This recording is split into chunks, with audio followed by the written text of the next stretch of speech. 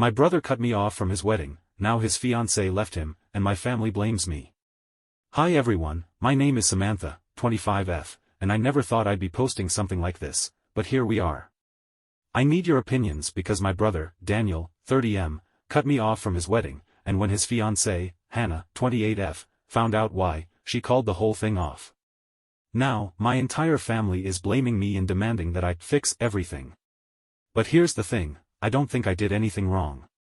Before I explain what happened, you need to understand my relationship with my family. To put it simply, I've never really fit in. I have one sibling, my older brother Daniel, and growing up, he was the favorite.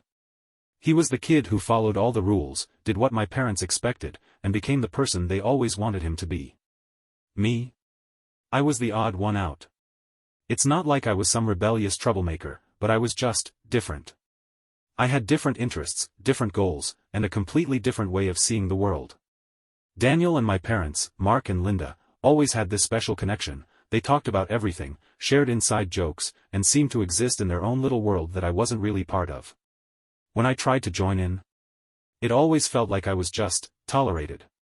They would listen politely, nod, maybe even fake some interest, but then they'd immediately switch the topic back to something they all cared about.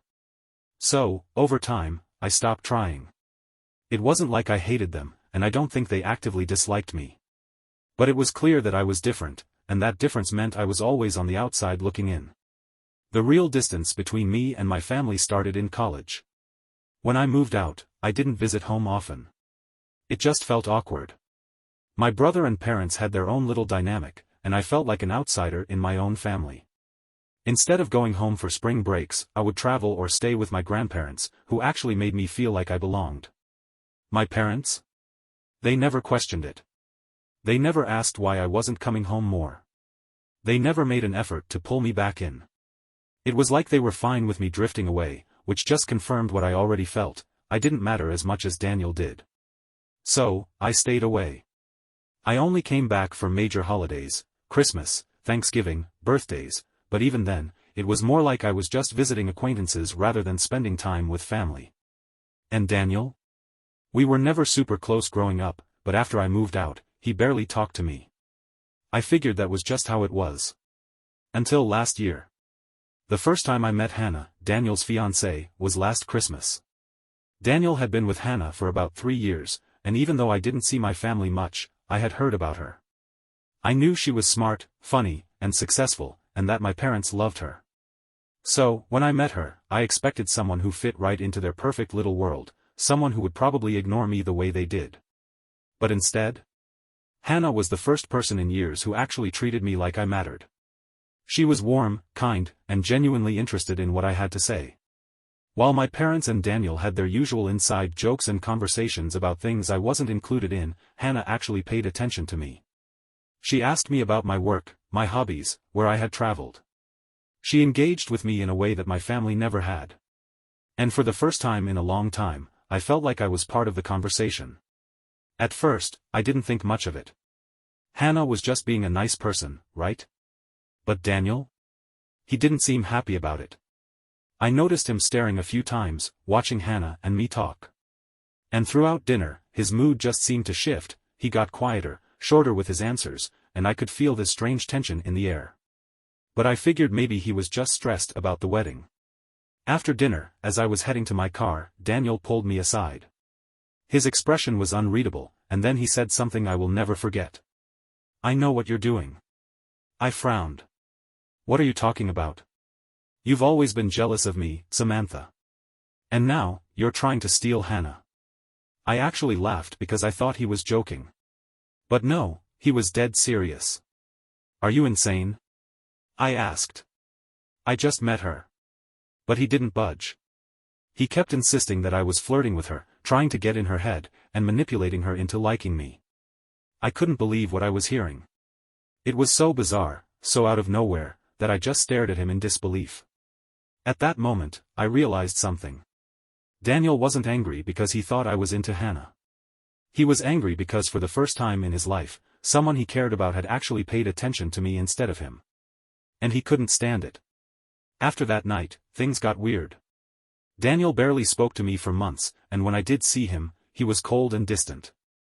At first, I thought maybe he'd realized how ridiculous his accusation was and was just embarrassed. But then, a few months later, I found out through my grandparents that Daniel and Hannah had officially gotten engaged. And guess what? I wasn't invited. My own brother was getting married, and he didn't even bother to tell me. No call. No message. Nothing. And when I finally reached out to him, he actually admitted that I wasn't invited on purpose. His reasoning? Hannah already likes you too much, and I don't want to deal with the distraction on my wedding day. I was shocked. I asked him if Hannah knew that he was banning me. And he just said, she doesn't need to know. After Daniel admitted he had banned me from the wedding, I felt a mix of emotions. Anger. Hurt. But mostly, I felt done. I wasn't even sure I wanted to go to his wedding in the first place, but hearing that he had deliberately left me out, without even telling Hannah, just confirmed what I had always suspected. I wasn't really part of my family. I had spent years thinking maybe I was just overreacting. That maybe I had pulled away too much. That maybe, if I had tried harder, things would be different. But no. Daniel's exact words were, Hannah already likes you too much, and I don't want to deal with the distraction on my wedding day. A distraction. That's what I was to him. I almost laughed at the absurdity of it. I wasn't stealing his spotlight. I wasn't competing with him. I wasn't even trying to be included. Yet somehow, I was still a problem. But at that point, I was done. So I told him, fine. Don't invite me. I hope you have a great wedding. And I hung up. A few weeks passed, and I had completely moved on from the whole thing. Or at least, I was trying to. I had no intention of reaching out to Daniel again. If he wanted me out of his life, I wasn't going to force my way back in. But then, one night, I got a call from an unknown number. At first, I ignored it.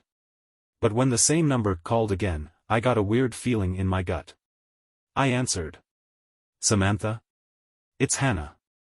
I froze. Why was she calling me? Before I could even respond, she said, I just found out that Daniel banned you from our wedding. Is it true? At that moment, I had a choice. I could lie. I could cover for Daniel. I could tell her something vague like, it's just a misunderstanding. But why should I? So I told her the truth. Yeah, it's true. He told me you already like me too much and that he didn't want to deal with the distraction of having me there. There was silence on the other end. And then, very quietly, she said, I knew something was off. Apparently, Daniel had told her that I had declined the invitation because I was too busy to come. Which, of course, was a complete lie. And the second she found out I hadn't even received an invitation, she started questioning everything. He told me I didn't need to bring it up with you because you were fine with it, she said. But if you were fine with it, why wouldn't you have mentioned it when we talked? That's when she realized, he had deliberately hidden it from her. And she did not take it well. I don't know exactly what happened after that, but I can tell you one thing. Within 24 hours, the wedding was called off. Apparently, Hannah confronted Daniel that night. She asked him why he lied. Why he was so insecure about me. And most importantly, why he felt the need to control her relationships. According to my grandmother, who got the inside scoop, Daniel didn't take it well. He kept trying to justify himself, saying that Hannah was too friendly with me, and that she was falling for my manipulation. But Hannah wasn't buying it. She told him, if you can lie about something this small, what else are you capable of lying about? And just like that, she left. I had no idea any of this was happening. I was at home, watching Netflix, thinking I'd never hear from any of them again. And then, suddenly, my phone started blowing up. Multiple missed calls from my dad. Text after text from my mom. Voicemails from my aunts and uncles. I had no idea what was going on. So finally, I answered my dad's call. Samantha, you need to come to the venue right now. I blinked. What? Why? Daniel and Hannah had a huge fight. She left. The wedding is off. I was speechless. Okay, and why do you need me there? Because you're the reason this is happening. I almost choked on air. Excuse me? Daniel told us what happened. Hannah left because of you. If you come down here and fix this, maybe she'll reconsider. I actually started laughing. Fix this? How the hell is this my fault? Apparently, my family had completely bought into Daniel's narrative, that I had somehow brainwashed Hannah into leaving him. That if I just came to the venue and told her I wasn't interested in her, she would come back. I could not believe what I was hearing. I took a deep breath. And then I said, no. My dad paused. No? What do you mean no? I mean no. I'm not going to the venue. I'm not going to fix anything. This is between Daniel and Hannah. It has nothing to do with me. Samantha, don't be selfish. Your brother is devastated. Good. Maybe he'll learn something from this. And then I hung up. That was the moment I decided I was done with them. If my family wanted to side with Daniel, that was their choice. If they wanted to blame me for something that was clearly his fault, so be it. But I wasn't going to be their scapegoat anymore. That was 2 weeks ago. Since then, I've had over 100 missed calls and countless messages from my family, trying to guilt-trip me into saving my brother. But I'm not falling for it. Because deep down, I know one thing. If Hannah left Daniel, it wasn't because of me.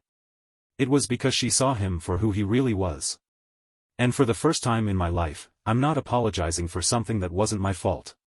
After I refused to go to the venue and fix Daniel's failed wedding, I thought that would be the end of it. I was wrong. The next morning, I woke up to over 50 new messages. Not just from my parents. Not just from Daniel. From aunts, uncles, cousins, even some family friends I hadn't spoken to in years. Apparently, word had spread fast, and Daniel had successfully painted me as the villain in his sob story. The messages were all some version of, Samantha, your brother is heartbroken. Just apologize and fix this. I don't know what you said to Hannah, but you ruined everything. You need to talk to her.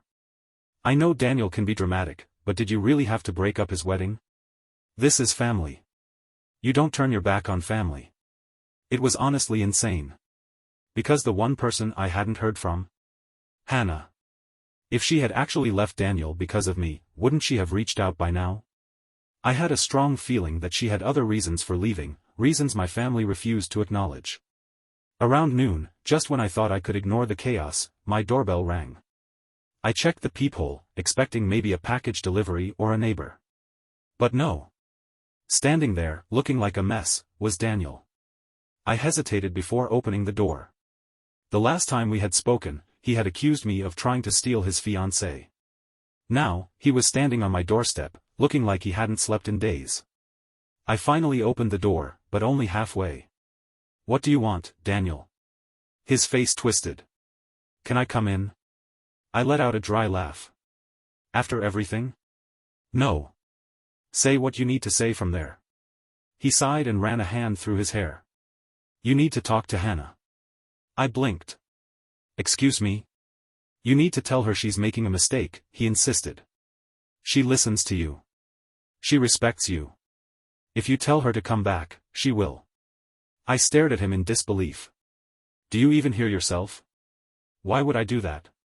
His jaw clenched. Because you ruined everything. And there it was. I crossed my arms. No, Daniel. You ruined everything. If Hannah left, it wasn't because of me. It was because of you. Daniel's expression darkened. You don't get it, do you? No, I do.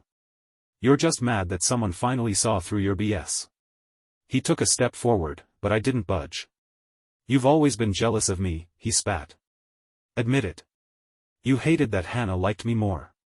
You wanted to turn her against me. I almost laughed in his face. You know what, Daniel? I wasn't jealous of you. I was never competing with you. You were the one who turned me into some kind of threat in your own head.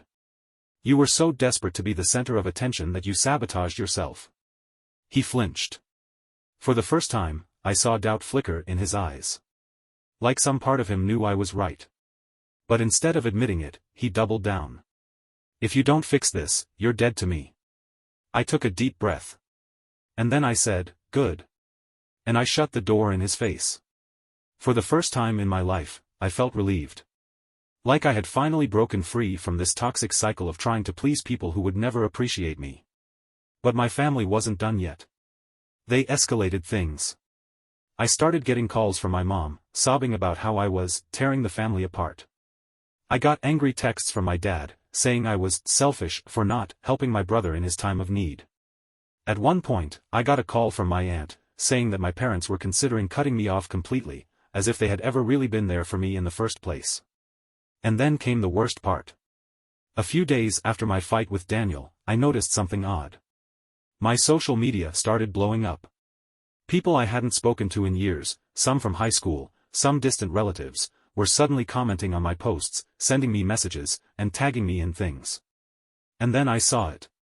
Daniel had made a public post on Facebook. It read, "Some people will do anything for attention, even ruin their own family. If you've ever been stabbed in the back by someone who was supposed to love you, just know you're not alone. Some of us actually value loyalty." And the comments? They were flooded with people saying things like, "I'm so sorry, Daniel. You deserve better. Some people are just toxic. You're better off without them. Who needs a sister like that? Family should be about support, not sabotage." I was furious. I hadn't done anything except tell the truth. And yet, Daniel was now trying to turn everyone against me. I considered responding. I considered posting my own version of events. But then I realized, I didn't need to. The people who truly knew me? They already knew the truth. So instead of fighting back, I did the one thing he never expected. I blocked him. And then? I blocked every single family member who sided with him. I was done playing their games. Just when I thought the drama had finally settled, my phone rang. I glanced at the screen. It was Hannah. I hesitated before answering. "Hey," I said cautiously. There was a long pause. Then, finally, she said, "I just wanted to say. I'm sorry." I blinked. For what? For not seeing it sooner. For not realizing how messed up he was. I should have listened to my instincts. I exhaled slowly. "What are you going to do now?" She sighed. "I don't know. But I do know one thing, I made the right decision." I smiled for the first time in days. "Yeah, you did." Update 1. It's been a month since I cut off Daniel and most of my family. And you know what? I've never felt happier. For the first time, I'm choosing myself instead of chasing after people who never truly cared about me. Daniel lost his fiancée because of his own behavior. And me? I finally gained my freedom. And I'm not looking back. After I cut off Daniel and most of my family, I expected them to keep pushing. I thought they would keep calling, texting, sending flying monkeys to try and guilt-trip me back into their mess. But after that last call from Hannah, everything went completely silent. For the first time in my life, I wasn't constantly waiting for the next passive-aggressive comment, the next subtle jab, or the next fake apology followed by another betrayal. I could finally breathe. And for the first time, I felt like I had made the right choice. I wasn't just distancing myself. I was free. But of course, peace never lasts long when you have a family like mine. A couple of weeks after I blocked Daniel and my parents, I woke up one morning to something weird outside my house. There were eggshells all over my driveway. At first, I thought maybe some local kids were just messing around. But then I saw the note taped to my front door. Scrawled in angry, messy handwriting, it read, "You deserve everything that's coming to you." I stood there for a moment, completely stunned. Was this a joke? Was it Daniel? My parents? Some distant family member who decided to take things way too far? I had no proof. But I had a feeling. I took a picture of everything, cleaned up the mess, and moved on. But 2 days later, it happened again. That was when I realized, this wasn't random. Someone was targeting me. And I was done playing games. After the second incident, I went to the police station and filed a vandalism report. The officer taking my statement looked at me and asked, "Do you have any idea who might be doing this?" I hesitated for a second before saying, "I think it's my brother." I explained the entire situation, the wedding drama, the family blow-up, the social media smear campaign, and how I had cut them all off. The officer listened, took notes, and then said, "If it happens again, install security cameras. If you catch them in the act, we can take real action." I nodded. Got it. And just like that, I had a plan. If Daniel, or anyone else in my family, wanted to escalate things, I was ready for them. About a month after everything went down, I got a message from Hannah. She had been completely silent since our last phone call, so I wasn't expecting to hear from her again. But when I opened the message, my jaw dropped. She had sent me screenshots of texts from Daniel. And they were bad. Apparently, after she left him, Daniel went full psycho mode, spamming her with messages, begging her to take him back, calling her at all hours of the night, and even showing up at her apartment unannounced. When she told him to leave her alone, he told her she was ruining his life and that she would regret this decision forever. One of the last messages he sent her simply said, "If you won't be with me, I hope you're ready to suffer." She attached a final message to the screenshots. "I don't know if he's been harassing you too, but if he has, please be careful. I don't think he's as stable as I thought he was." I felt a chill run down my spine. Daniel had always been controlling, arrogant, and self-centered. But this was something else entirely. After I saw Hannah's messages, I realized I needed to stay far away from Daniel. But what about my parents? Sure, they had sided with Daniel through everything, but I still had some tiny, stupid hope that they would at least acknowledge his behavior was getting out of control. So, against my better judgment, I decided to give them one last chance. I called my mom. As soon as she answered, she let out a long sigh, like she had been expecting my call. "Samantha," she said. "I hope you're ready to stop being selfish and come home to fix this." I closed my eyes. "Mom, do you even know what Daniel has been doing?" "Of course I do," she said. "He's been struggling ever since Hannah left him. He's been devastated." "No," I said, my voice tight. "I mean the way he's been harassing her. The way he's been threatening people. The way he's been acting completely unhinged." She paused. And then she said the words that finally shattered whatever tiny bit of hope I had left for her. "Well, can you really blame him?" I felt my stomach drop. "Excuse me? Samantha, you turned Hannah against him. He's hurting. He's acting out. But what else did you expect?" And just like that, I finally saw my mother for who she really was. She would always excuse Daniel's actions. No matter how bad they got. No matter how dangerous they became. She would always defend him. Even if he destroyed himself. Even if he destroyed other people. I hung up. I blocked her number. Then I blocked my father's number. Then I deleted every single family contact from my phone. I had given them chances. I had given them opportunities to do the right thing. And they had chosen, over and over, to stand by Daniel no matter what. I was done. It's been about 6 months since I cut off Daniel and the rest of my family. And you know what? I have never felt more at peace. Here's what's happened since. I installed security cameras around my house, and the vandalism mysteriously stopped once my family realized I was serious about calling the cops. Hannah and I still talk sometimes, not as close friends, but as two people who escaped the same toxic situation. My grandparents eventually reached out and apologized for how they initially reacted. They still talk to my parents, but they no longer take sides. My extended family? I don't care about them anymore. Anyone who blindly supported Daniel was never really on my side to begin with. And most importantly, I have peace of mind. I don't have to constantly prove my worth to people who refuse to see it. I don't have to fight to be included in a family that never really valued me. I finally put myself first. And I have zero regrets. Final words. If there's one thing I've learned through all of this, it's that family isn't about blood. It's about who treats you with love, respect, and kindness.